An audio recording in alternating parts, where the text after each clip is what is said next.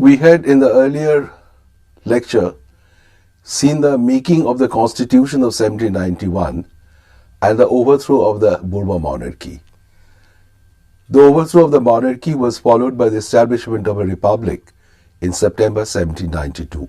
France won the famous victory of Valmy, which was greeted by Goethe as the harbinger of a new age. They also defeated the Austrians at Jemappes and moved into Belgium. There had been success at the southern front as well. Nice and Savoy in Italy had been taken. A freshly recruited revolutionary army, ill-equipped and not very well led, had really achieved a miracle. The convention had several political groupings. The Girondins had the majority. The Girondins were so called because a majority of their members came from the province of Gironde. They were also called Bressotins, following their leader. The Girondins represented the higher bourgeoisie. They were for open trade, free trade, for unbridled profit, in fact. They were the mountains. They were called mountains because they occupied the high benches in the hall of the convention. The mountains' major support came from the Jacobin Club, the members of the Jacobin Club, and the sections of Paris. This is where the common people crowded, and they obviously would have preferred a controlled economy in order to ease the economic situation and ensure a larger availability of essential commodities. In between were the plains. They occupied somewhat a centrist position. They sided with the Girondins to start with, but later they gradually moved towards the mountains, who would very soon be known as the Jacobins, really. This is how Barras, Cambon or Carnot gradually moved towards the mountain or the Jacobins. The trial of the king started in December, and on 21st January he was sent to the guillotine. This had a tremendous impact not only on France but on the whole of Europe. The Girondin ministry, however, failed to guide the government or France either to safety or to find solutions to the economic problem. The one answer that they had to the economic problem was to supply or increase the supply of assignats or paper currency. But this had a disastrous consequence because the value of the assignat by February 1793 fell to about 50% of its original. The crisis on the economic front was continuing. Bread was not only dear, it was becoming scarce. There was a good harvest in 1792. Even then the peasants were reluctant to sell their produce because they were reluctant to take useless paper currency for their labor. Now, the Girondins were supporters of free trade, whereas the people now wanted some kind of control so that there is greater availability of food grains. The opponents of the Girondins were trying to make contact among themselves. At Lyon, Orléans, or Rambouillet, and many other provinces, there had been contacts made. The sections of Paris declared in February 1793 that liberty was useless without food, without bread. They demanded the control of the grain trade. It is in this context that the war situation gradually galvanized the people into demanding and gating a more extreme and almost an emergency form of government. In the spring of 1793, the war started going against France once more. Belgium was lost. Enemy was almost inside France. The Spaniards had crossed the Pyrenees. Even at the southern front, on the Italian border, there had been very serious reverses. The crisis was now dual in nature. There was external and there was internal as well. The weakness of the Girondin ministry compounded the problem. The Mountains took advantage of this, and with the support of the Jacobins and the Sans-Culottes, they were seeking to radicalize the government, to make a more strong government which would be able to establish its will on the events. And this is how by July we move towards an extreme form of government which has been variously described as the reign of terror, as a revolutionary government, or as Boulot would put it, the Jacobin Republic. It was an emergency form of government when terror was used as an instrument of enforcement of certain policies, and particularly in eliminating those who were perceived as the enemies of the revolution. Now, what are the instruments of this exceptional form of government? There was a Committee of General Security established in 1792 after the convention had started. They were to look after law and order, generally speaking. Now, the Committee of Public Safety was set up in April 1793 with Danton and Cambon among their members. Executive authority was now sought to be concentrated in the hands of this Committee of Public Safety. There was a revolutionary tribunal which had been passed by the convention at the proposal of Danton. The revolutionary tribunal will try all who were suspected to be against the revolution. The convention also decided to send representatives on mission. That is, deputies would be sent to the army so that they would also be, there would be a political control of the army. Representatives, that is deputies, were also sent to the provinces to mobilize support for this more radical and a more strong form of government gradually. There was also the law of suspects. The law of suspects authorized the definition of suspects, elimination of the suspects through a trial in the revolutionary trial. But most important was the law of the maximum, which decided the price, maximum price of bread and certain other commodities. Very soon, there would also be a minimum, law of the minimum. This was to ensure minimum wages. It was seen that politically they were moving towards a more controlled economy, because this would have gone against the interest of the upper bourgeoisie who wanted free trade. But a control of the economy would enable the people to get things at a cost that they would be able to support or afford. Now, the law of maximum and the law of the minimum are therefore very crucial to understand the direction in which the revolution was being taken. But whether the revolution really reached there or not is what we're going to see. The Mountains had forced the Girondins to take certain extreme measures, but they were not very happy to take that. They set up a commission of 12 and decided to use the revolutionary tribunal against their enemies. For example, Marat was sent to the revolutionary tribunal, but he was acquitted. The commission of 12 then ordered the arrest of men like Hébert, Dobson and Varlet. They were radicals. Hébert particularly would, in a few months' time, lead the dechristianization movement. He published a paper called Le Père Duchesne. They were also arrested and were being tried. In late May, the Jacobin Club declared that it was in a state of insurrection.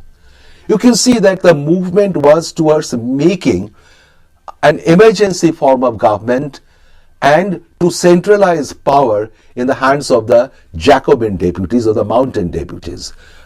They would constitute the Committee of Public Safety, and the Girondin ministry seemed to be dilly-dallying and were rather weak in taking very strong decisions. On 29th May, 33 sections constituted what they called to be an insurrectionary commune. This became the Revolutionary Commune of Paris. The commune also had sections. There were 48 sections in Paris, and there were sectional assemblies. The sectional assemblies are where the people participated almost directly and were in a position to influence the decisions of the government. So in a way, the involvement of the people were not only radicalizing the revolution, but also democratizing it in the process. Because the convention was elected on the basis of adult male suffrage, and now even the sectional assemblies witnessed a kind of direct democracy. I'm not suggesting there was direct democracy, but people were involved, from outside in the meeting of the sectional assemblies. For example, they demanded certain things.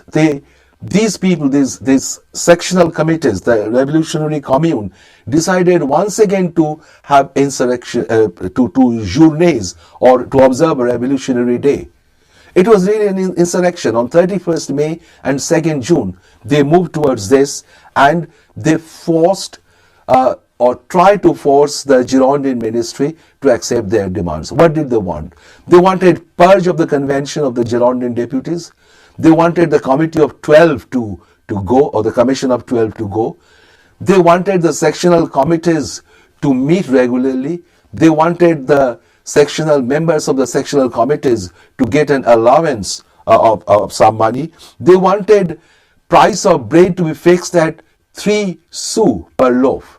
And they wanted the state to acknowledge that they had a responsibility to help the poor, the indigent, and the disabled. Disabled meaning those who had been disabled by the war.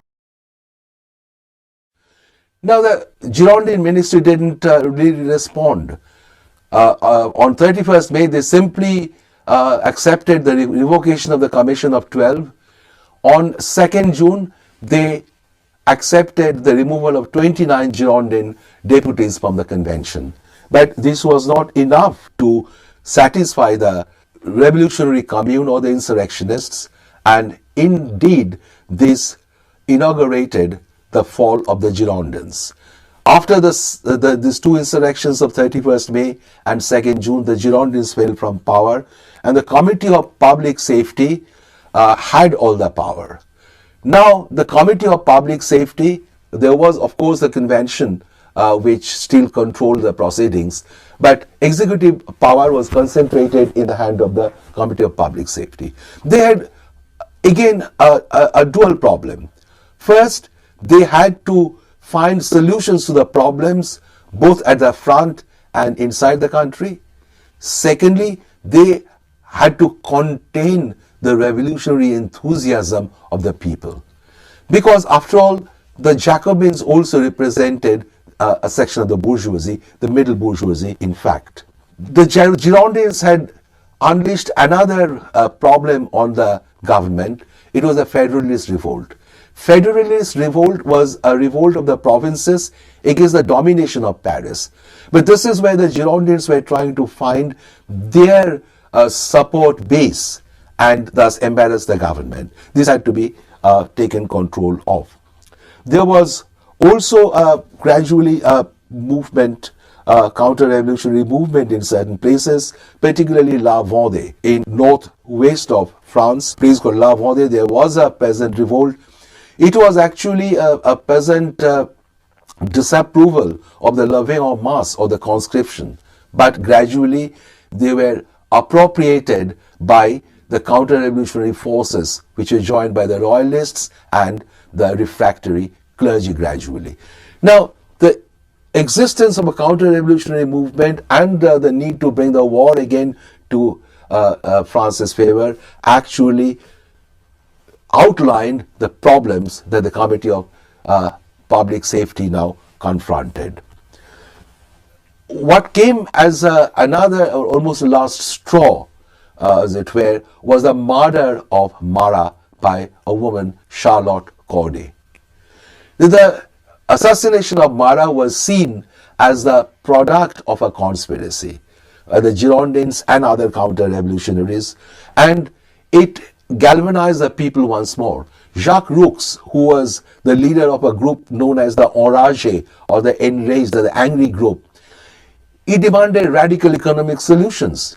He wanted death penalty for the hoarders. They wanted a movement against hoarding and profiteering and black marketing so that food was available aplenty. The Paris Stock Exchange was closed down. They moved against the churches, and they decided, the Paris Commune particularly, decided that there should be one bell per church, and the rest of the church bells would be melted down and converted into cannons to be used in the war, because there were need for ammunitions aplenty. The Paris Commune also prohibited all religious processions and ceremonies outside the church. So, radicalization of the revolution affected different aspects of French life, political, economic, and religious even. The Committee of Public Safety was reconstituted in 10th of July. Danton was excluded. Robespierre was to join it on the 27th of July. And after that, Robespierre's leadership really comes into focus gradually. Another great reverse was the surrender of Toulon.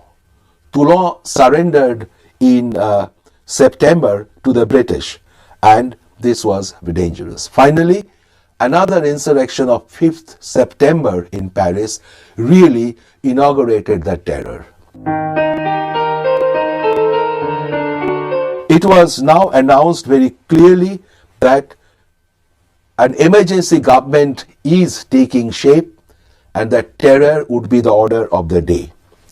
The convention agreed to the trial of the Girondin deputies, and a whole lot of changes were made. Radical deputies were brought into the Committee of Public Safety as well.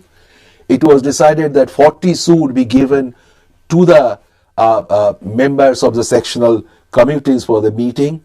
The law of suspects would now clearly define the suspects and would give a greater power of surveillance to the Committee of General Security. But what was even more important was the introduction of a new revolutionary calendar. Hollande has called it the most profound anti-Christian act of the revolution. The government of France, it was proclaimed, would be a revolutionary until peace was achieved. Now, what was the different dimensions of the terror?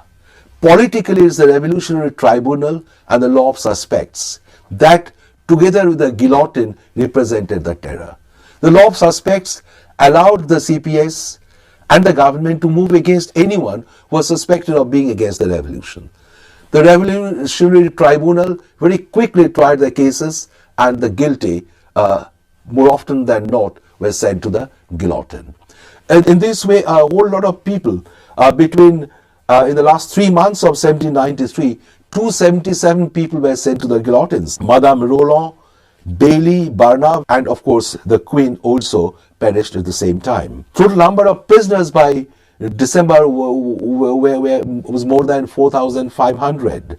At the same time, the CPS and the convention were also trying to contain the radicalism of the people. And the target of attack were the women's societies. By the end of October, all women's clubs and societies were closed down, and the revolutionary government now created a new law which centralized power in the CPS, or the Committee of Public Safety, and terror was being bureaucratized. In the economic aspect of that terror, we find that there was an attempt to put the maximum of the price and the minimum of the wages, and the aim of ensuring the happiness of the common people is very clear. Now, it is possible to argue that they were obliged to take these steps because of the pressure of the people, generally speaking. There were also a permission to create revolutionary armies.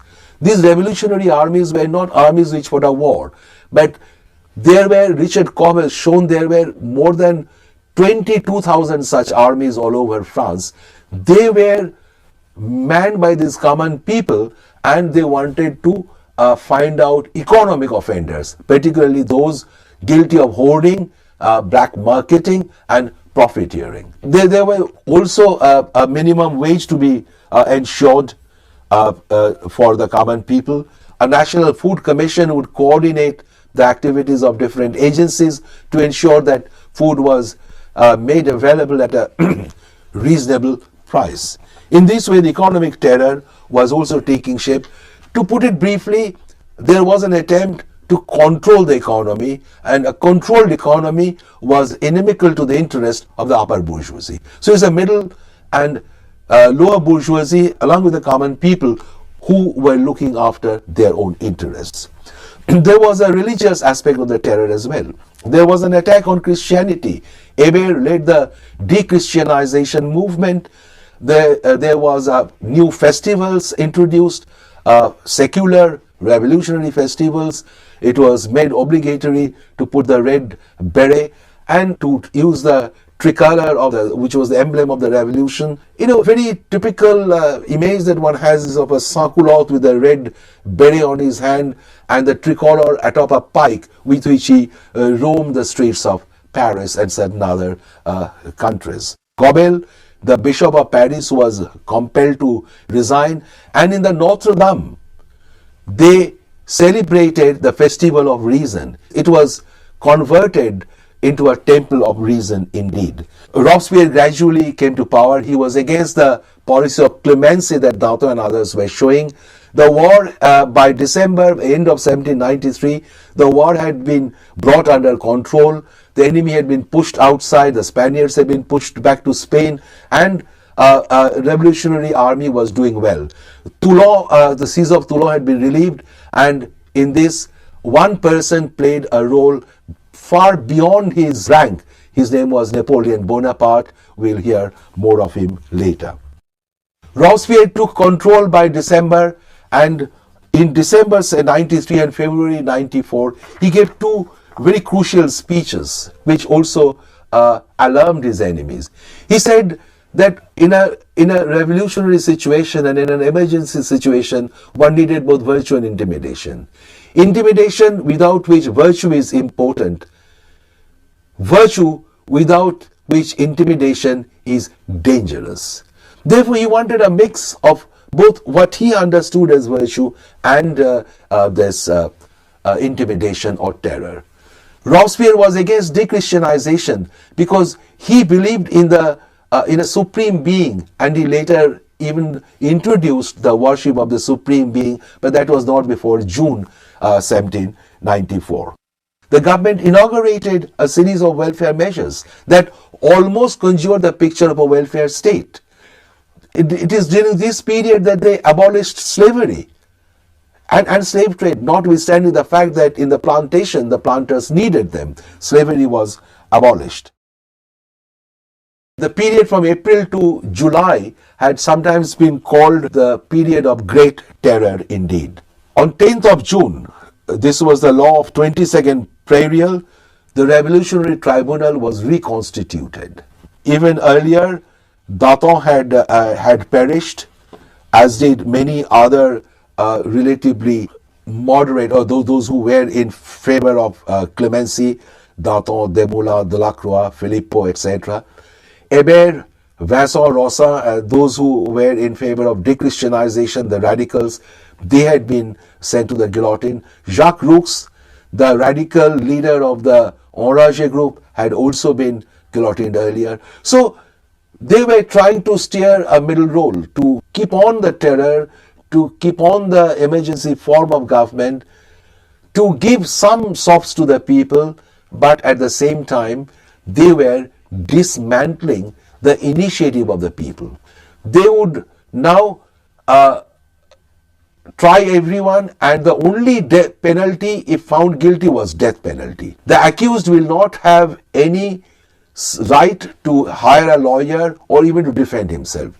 The accused was totally defenseless. This really sent thrills of acute fear into the enemies of Robespierre. Robespierre, Couthon and Saint-Just virtually represented a triumvirate.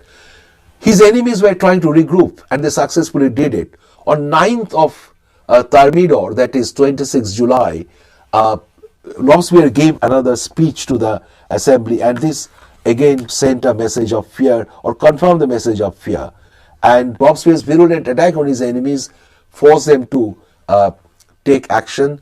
On 9th Thermidor, that is 27th July, Robespierre, Couthon and Saint-Just were arrested and they were sent to the guillotine the next morning. Along with them, more than 70 of their followers of the Commune went to the guillotine, and the red terror of the Jacobins was substituted by the white terror of the Thermidorian reaction. This is how the Jacobin Republic, as Bouloiseau calls it, ended, as did the reign of terror. Terror did not end, but the Jacobin terror did end on the 27th of July. What is the incidence of the terror? Donald Greer had earlier estimated that between 35,000 to 40,000 people died. Estimates vary, but what is strange is that nearly 84% of the dead belonged to the Third Estate. It was ironical indeed. But it was also a period when the revolution was sought to be democratized. The new constitution, which could never be put into action, which never implemented, but was overwhelmingly endorsed by the people by vote. They tried to create a welfare state. They tried to empower the people, but were also afraid of empowering the people. They wanted an empowerment that would be controlled. Yet, it represented a dream, as Richard Cobbett said, that the end of Thermidor, that is 27th July 1794, their dream lay strewn like so many pieces of a broken toy butterfly. But as Bouloiseau says, what is important is the dream, not the failure. It represented an ascent to democracy. The dream was for greater democracy. It did not succeed, but the failure was not the last word. The dream would be realized much later. But terror, the killings notwithstanding, there was a positive side to the revolutionary